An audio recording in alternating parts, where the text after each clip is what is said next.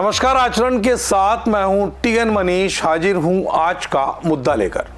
आज बात 4 राज्यों और एक केंद्र शासित प्रदेश में चुनावी बिगुल के बजने पर।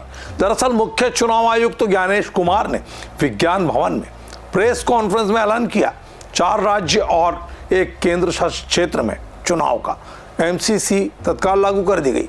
मुख्य चुनाव आयुक्त ने चुनावी हिंसा पर ऐलान किया है कि किसी भी स्तर पर इसे बर्दाश्त नहीं किया जाएगा।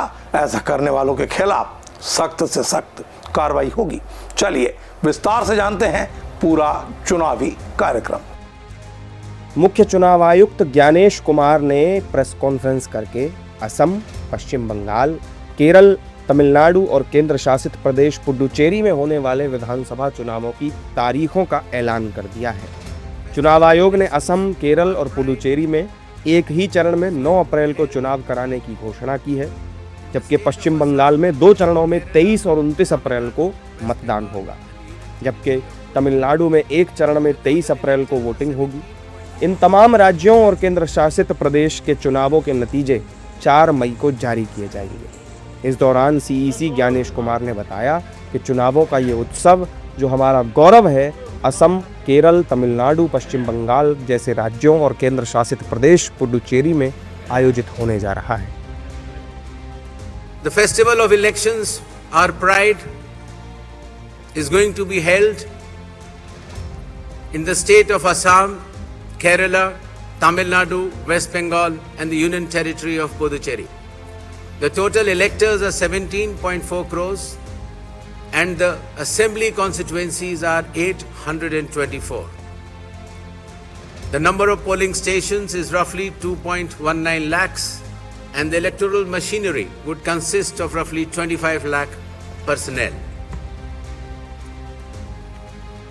To give you an overview,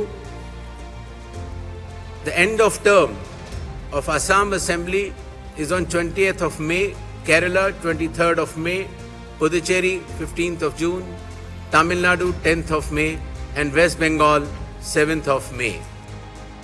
Gyanesh Kumar ने चुनाव में युवाओं से विशेष अपील की है। उन्होंने बताया कि आयोग लाखों चुनाव अधिकारियों और सुरक्षा कर्मियों के साथ मिलकर स्वतंत्र, निष्पक्ष, पारदर्शी, सुलभ और शांतिपूर्ण चुनाव सुनिश्चित कराने के लिए प्रतिबद्ध है। इस दौरान उन्होंने युवाओं से अपील करते हुए कहा कि मैं युवाओं से कहना चाहता हूं कि अब आप एक बेहद महत्वपूर्ण जिम्मेदारी निभाने जा रहे हैं, मतदान का अधिकार। अपने वोट का इस्तेमाल गर्व और जिम्मेदारी के साथ करें। आपका वोट आपकी आवाज़ है। चुनाव का पर्व हम सबका गर्व है। Our guests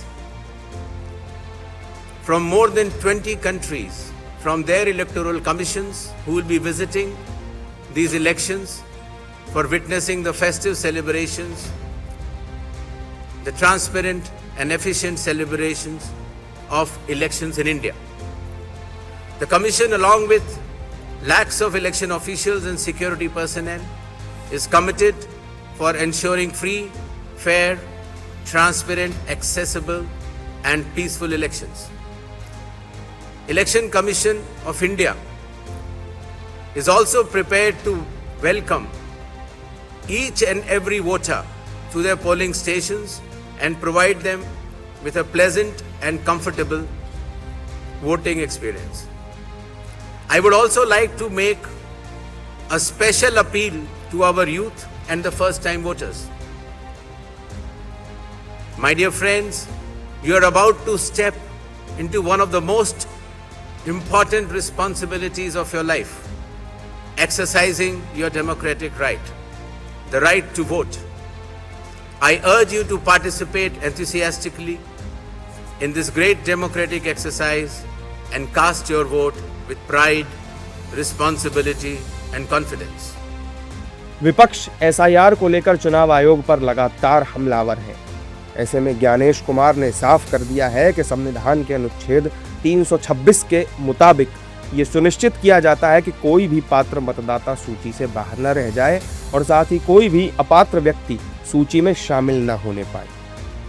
During the recent 12 months, the Election Commission of India has taken more than 30 new initiatives to ensure that elections are more transparent, the experience to the electors is much more pleasant, and all the stakeholders get all the necessary information as soon as possible. The first one of them has been the special intensive revision, which ensures, in accordance with Article 326 of the Constitution, that no eligible voter shall be excluded, while at the same time no ineligible person should be included. Amongst the new initiatives, just outside the gate of the polling station, an elector can go, deposit his or her mobile, go and vote inside and come out and collect the mobile and go back. चुनाव आयोग के अनुसार इन 5 राज्यों और 1 केंद्र शासित प्रदेश में कुल 17.4 करोड़ मतदाता अपने मताधिकार का इस्तेमाल करेंगे। ये संख्या ऑस्ट्रेलिया, फ्रांस, दक्षिण अफ्रीका, जर्मनी और कनाडा जैसे कई देशों की कुल आबादी के बराबर है। वहीं सीईसी ज्ञानेश कुमार ने मतदान केंद्रों पर काफ़ी सुविधाएं मिलने की बात भी कही है, जिससे वोटर्स को अब किसी तरह की परेशानियों का सामना नहीं करना पड़ेगा। तो आगे क्या होगा? नामांकन प्रक्रिया शुरू हो चुकी, 4 मई को नतीजे आएंगे। भारत का चुनाव उत्सव शुरू हो चुका। इसके साथ ही सियासी दलों में अब आरोप प्रत्यारोप के दौर तेज हो जाएंगे। मतदाताओं को लुभाने के लिए घोषणाओं का बाजार भी गर्म होने लगेगा।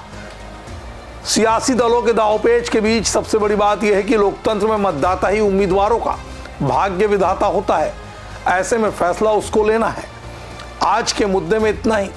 आप बने रहिए आचरण न्यूज के साथ। नमस्कार। देश दुनिया की सभी खबरें देखने के लिए जुड़े रहिए आचरण न्यूज से। आचरण न्यूज, हर कदम आपके साथ।